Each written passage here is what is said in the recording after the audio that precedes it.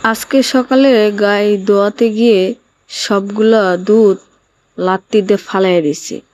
যেখানে অনেকগুলো দুধ হতো, বালতি ভর্তি করে দুধ হইতো, সেখানে দুধ বালতি ভরেই নেই। আর আমার মা বসে বসে যে পান খাইতেছে।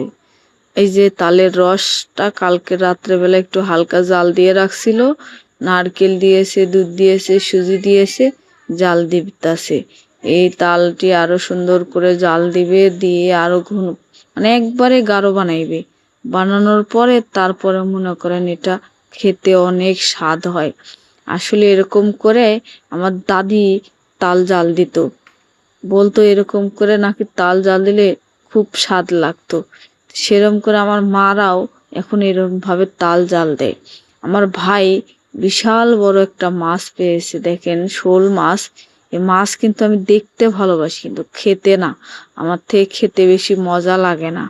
আর আমার ভাতিজা দেখেন তালের বড়া বানাইছে, আত্মীয়র বাড়ি দিবে, সেখান থেকে নিয়ে এসে খাইতেছে, দেন কিভাবে।